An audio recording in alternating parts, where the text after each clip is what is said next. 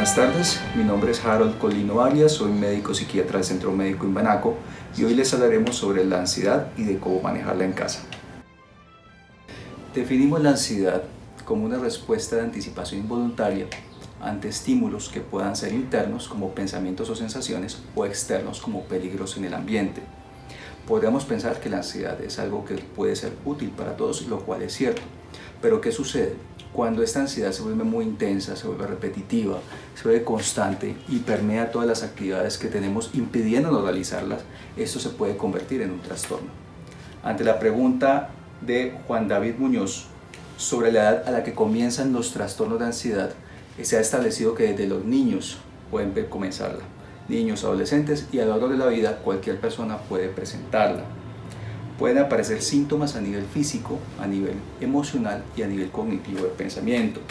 Síntomas físicos, lo hemos experimentado en algún momento: mareos, hiperventilación, que respiramos muy rápido, que produce mareos también, dolor torácico, taquicardia, opresión en el pecho. Todo eso se ha explicado por la parte fisiológica en la cual hay un estímulo, nos produce ese temor, aumenta la adrenalina y aumentan toda una serie de respuestas fisiológicas que producen que tengamos todas esas sensaciones de huida, todas esas sensaciones de malestar y que finalmente se transforman en la sintomatología física de la ansiedad. A nivel emocional tenemos la angustia, el temor, el miedo, y a nivel cognitivo tenemos pensamientos generalmente de tipo catastrófico. Los pensamientos ligados a la ansiedad son de anticipación, pero anticipación catastrófica de situaciones, como dijimos inicialmente, reales o imaginarias. La ansiedad genera incertidumbre. La incertidumbre es un problema, y el problema debido a que perdemos el control de la situación. La ansiedad nos hace sentir que lo estamos perdiendo. La ansiedad nos hace sentir que no tenemos ningún control sobre lo que está sucediendo y eso nos aterra y eso nos da miedo. La incertidumbre también nos provoca otra situación y es la sobredimensión del peligro. Es decir, vemos las situaciones de estrés, las situaciones externas, las situaciones internas como más grande de lo que realmente son, y eso hace que se convierta en una bola de nieve que vaya aumentando la sintomatología física, la sintomatología de pensamiento y la sintomatología emocional. El señor Julián Rodríguez pregunta: ¿hay alguna manera de controlar la ansiedad? Lo que voy a mencionar es válido tanto para las personas que han sufrido ya de un trastorno diagnosticado de ansiedad como de reciente aparición, motivo por lo cual es muy susceptible a aparecer ahora por la pandemia. Dijimos que la ansiedad tiene tres componentes grandes: el componente emocional, el componente físico y el componente cognitivo. Lo emocional es la respuesta más grande que se genera, que es la angustia, pero en la base está este tipo de pensamientos catastróficos y esta respuesta del sistema autónomo nervioso exagerada. Para manejar la respuesta del sistema autónomo tenemos algunos ejercicios, principalmente ejercicios de respiración y ejercicios de meditación. Ejercicios de respiración: ¿sabemos cómo respirar? Es necesario detenerse en eso. Es necesario que en algún momento se pueden hacer los ejercicios. Se coloca una mano en el abdomen debajo del ombligo y otra mano por encima del ombligo, a nivel del tórax, entre el tórax y el estómago. Se va a hacer una inspiración lenta, hasta donde uno más pueda, pero uno tiene que sentir que lo que se mueve es la parte inferior. Es decir, esto hace que el abdomen se mueve, hay una presión negativa, baja el diafragma y los pulmones se llenan más de aire, mayor volumen. Cuando eso sucede, cuando uno ya tiene la inspiración completa, lo que uno va a hacer es sostener el aire 3-5 segundos y después botarlo lentamente. Lentamente. Ese solo ejercicio hace que las pulsaciones disminuyan, que la taquicardia disminuya, y eso hace que la respuesta fisiológica mejore un poco. Eso es importante saberlo porque si uno comienza a detectar la ansiedad que se está presentando, puede empezar a hacer estos ejercicios y al lograr que se disminuya la intensidad o en algunos casos cortar la crisis. Esto no va a solucionarlo todo, pero sí va a ayudar a que se mejore un poco la angustia. Bueno, un ejercicio que a mí me gusta plantearle a los pacientes cuando estamos hablando de manejo de la ansiedad es sobre los pensamientos.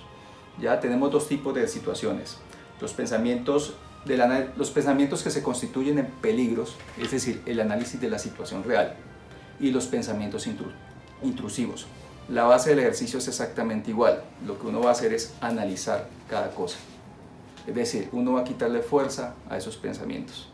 O análisis de síntomas reales. Por ejemplo, se pone a escribir de síntomas y de ansiedad. Se pone a escribir en un papel. Coloca qué es lo que me está generando miedo. ¿Cuáles son esos pensamientos intrusivos? Por ejemplo, tengo miedo a que me dé el COVID. Entonces uno lo que tiene que hacer es empezar a analizar esa frase. Tengo miedo a que me dé COVID.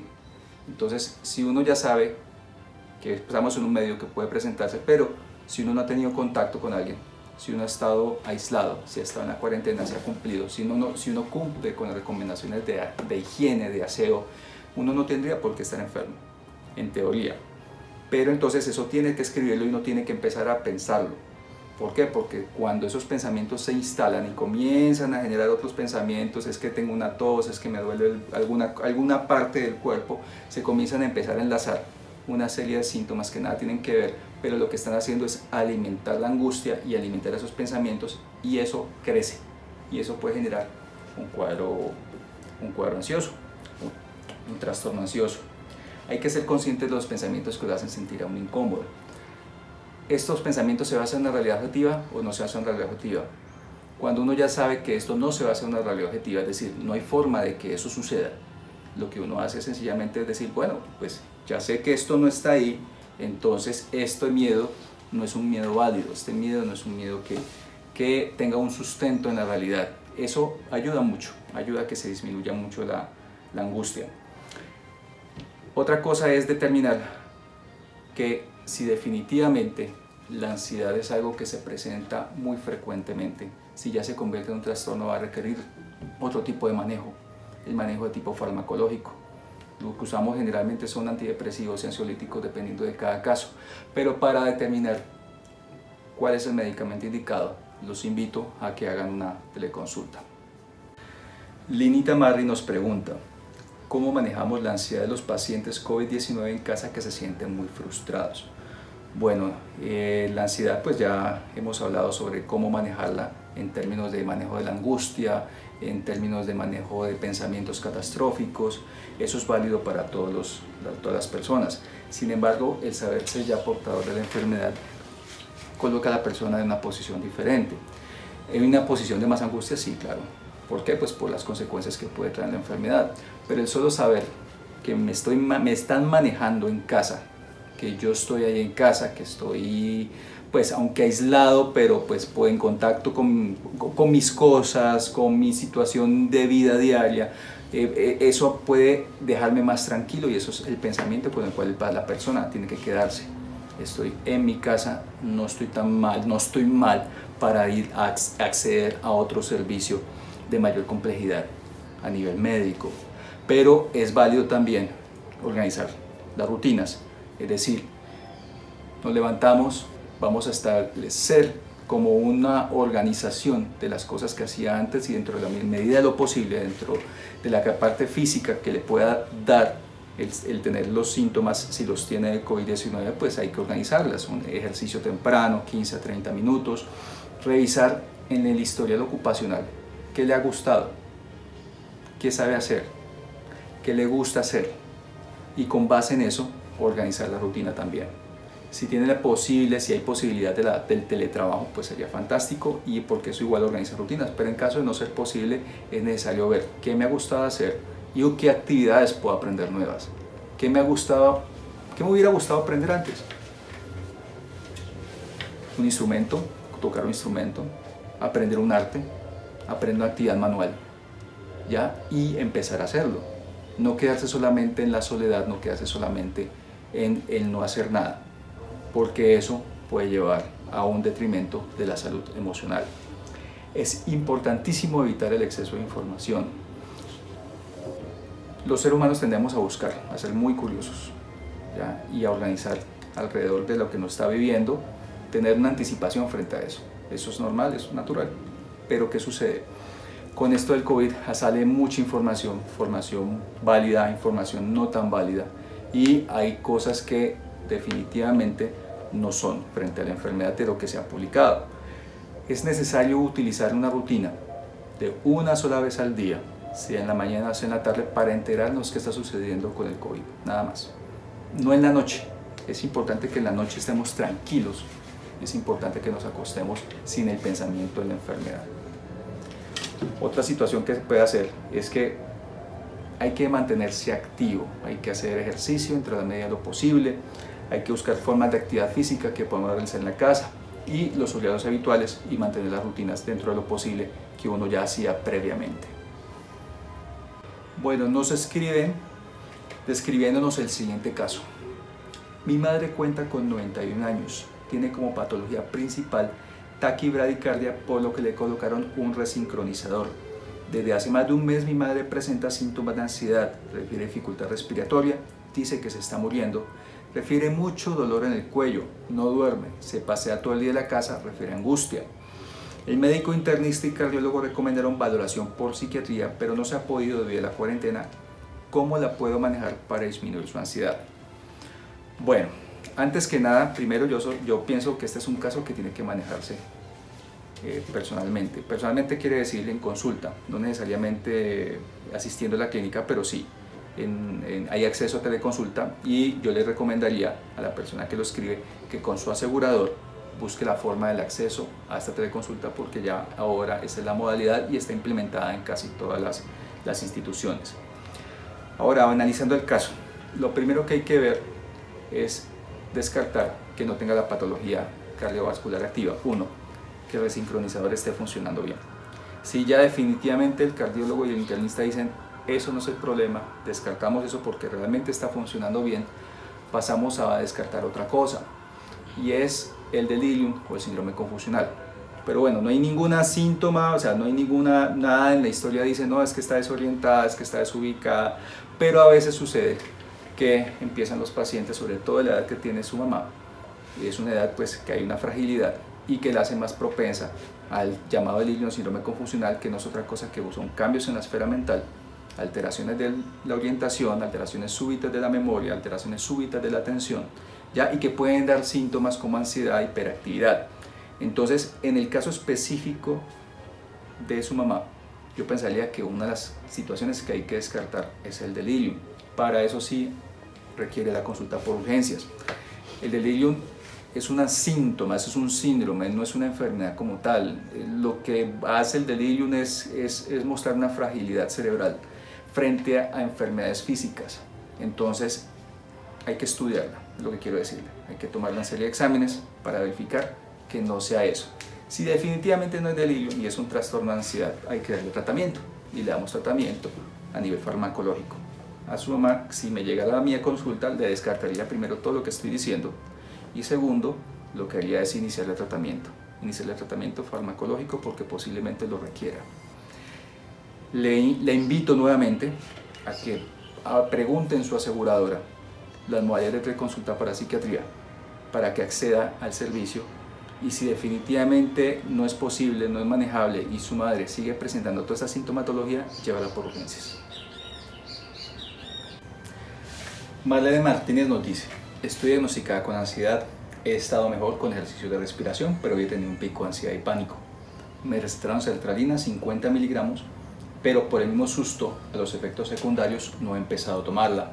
Sufro de colon irritable y me da miedo que me dé diarrea o que me descontrole el estómago. ¿Qué hago? Igual el encierro me está afectando. Bueno, Marlene, con respecto a tu pregunta, es cierto, los antidepresivos, los inhibidores selectivos de recaptación de serotonina como la sertralina pueden producir alteraciones gástricas, siendo ese uno de sus efectos más comunes. Sin embargo, hay que tener en cuenta que el colon irritable puede empeorar con la misma ansiedad. Es decir, que si mejoramos esa ansiedad, sea con los ejercicios, sea con los tratamientos cognitivos, con la psicoterapia, con los medicamentos, el colon irritable también puede mejorar. No puedo decirte qué hacer con respecto a tu dosis en este momento.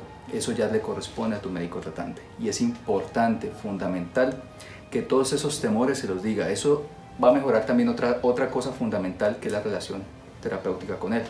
El que tú puedas darle esa confianza y que él pueda responderte y tú sentirte cómodo con lo que te responda. De esa forma, un tratamiento a mediano o largo plazo va a ser mucho más productivo y mucho más gratificante. Yo te diría que consulta para que se defina esa situación. Juan Esteban 02 pregunta, ¿es lo mismo ansiedad que estrés? El estrés y la ansiedad son fenómenos que a veces se usan como sinónimos. Muchas veces de forma intercambiable decimos estoy estresado, estoy ansioso, y puede que haya hasta cierta razón, pero sí hay unos elementos que pueden diferenciarlos. El principal diferenciador es que el estrés parte de una causa real. Esta causa real puede ser cualquiera, social, familiar, médico, que genera toda esta descarga fisiológica que nos prepara para afrontarla. Es decir, el estrés es esta respuesta fisiológica social expectativa frente a esta situación. Uno puede decir que la ansiedad es lo mismo. La ansiedad pues tiene el estímulo fisiológico, la respuesta fisiológica, perdón, la respuesta emocional, la respuesta cognitiva. ¿Qué sucede? Cuando el estímulo o la situación estresante desaparece, esta reacción fisiológica, esta reacción que hay alrededor de todo esto, tiene que mejorar, tendría que mejorar.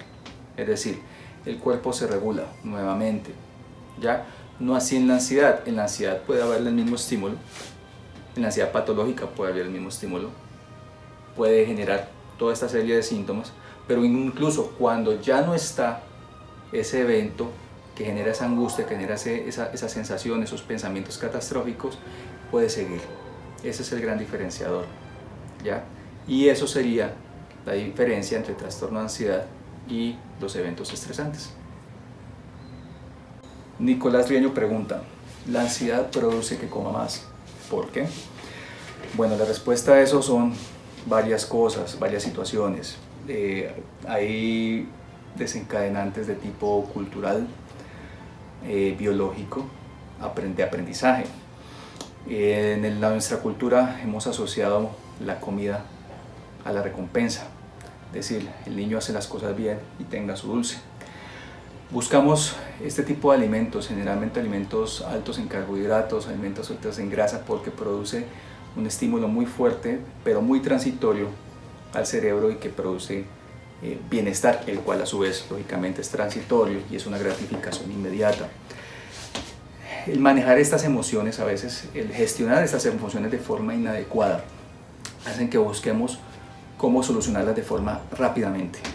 Y hemos aprendido en algunos casos que si comemos mucho azúcar inmediatamente, comemos algo muy grande de grasa inmediatamente, la ansiedad baja. Es cierto, baja, pero es muy transitorio. Es decir, es un sistema de recompensa inmediato que no va a aportarle nada a la persona a largo plazo. No es un tratamiento, por el contrario puede haber un desbalance corporal. A nivel fisiológico hay algunas teorías y una de las teorías que más tiene fuerza tiene que ver con el circuito de la saciedad. Se piensa que las hormonas que manejan este circuito de saciedad son las encargadas de producir esta disminución de la angustia de forma temporal. Eso es una hipótesis, eso está en estudios, eso todavía no se sabe, pero pues es muy probable que tengan razón y esa que sea la respuesta de la satisfacción inmediata que produce la comida y que hace que sea repetitiva. ¿Qué diferencia esa situación del hambre normal? Primero aparece de forma imprevista y repentina. No se origina realmente en el estómago, sino en nuestra mente, que genera una serie de imágenes asociadas a la comida, la textura, el sabor, etc. Comemos de manera automática. Suelen apetecer alimentos, como ya se dijo, ricos en contenido graso, ricos en carbohidratos. Después de comer aparecen sentimientos de culpa, sentimientos de arrepentimiento y, en algunas ocasiones, empeoramiento de ánimo, angustia y vergüenza. Como recomendación con respecto a esta situación, es esencial no reprimir estas emociones negativas. Es necesario hacer una buena gestión de las mismas, el afrontarlas, el identificarlas y el comenzar a tratarlas.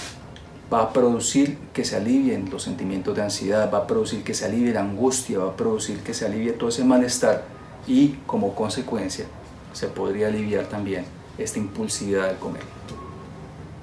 Alejandra Martínez pregunta, ¿la ansiedad se produce más en mujeres que en hombres o es igual? En el 2016 se realizó un metaanálisis de 48 estudios que mostraron que sí. Las mujeres tienen una probabilidad de presentar la ansiedad casi el doble comparada con hombres. Se encontró que aproximadamente el 7% de las mujeres presentaban trastorno de ansiedad a lo largo de la vida versus un 4% en hombres. Linda Valencia pregunta, ¿la ansiedad es un problema hereditario? Los trastornos de ansiedad muestran agregación familiar. Esto sugiere que individuos de la misma familia podrían tener predisposición a presentarlos. Esto no significa que haya un gen de la ansiedad y que si un familiar lo presente, los otros lo van a presentar. La ansiedad es multifactorial, elementos genéticos, elementos de aprendizaje, elementos sociales, elementos familiares. El elemento de aprendizaje juega mucho en esto, en generar cuadros de ansiedad. Si una persona está en un ambiente donde las situaciones de estrés son primordiales, donde la ansiedad es constante, donde para conseguir las cosas se tienen que hacer de forma inmediata, donde el deseo tiene que satisfacerse inmediatamente, donde la respuesta emocional frente a no conseguir las cosas se gestiona mal, pues eso es un modelo que se puede aprender. Es decir, me ha llegado en consulta en algunas ocasiones, es que mi madre es ansiosa y yo soy ansioso. Pueden haber elementos genéticos, pero sin lugar a dudas hay elementos familiares y elementos de aprendizaje alrededor de la gestión emocional que pueden producir a futuro en los trastornos de ansiedad. Recuerden que la ansiedad es un estado del ser humano que le permite estar alerta, le permite estar pendiente de su entorno, pendiente de sí mismo, pendiente de los problemas y permite el estímulo para poder afrontar estas situaciones. Esto puede convertirse en sí en un trastorno si ya es inmanejable, si comienza a afectar todas las esferas en las cuales nos movemos, las relaciones interpersonales, la parte física, insomnio, disminución, aumento del apetito, etc. Si usted siente que no puede manejar la angustia, consulte a su asegurador. Siempre hay dispuesto a ayudarlo.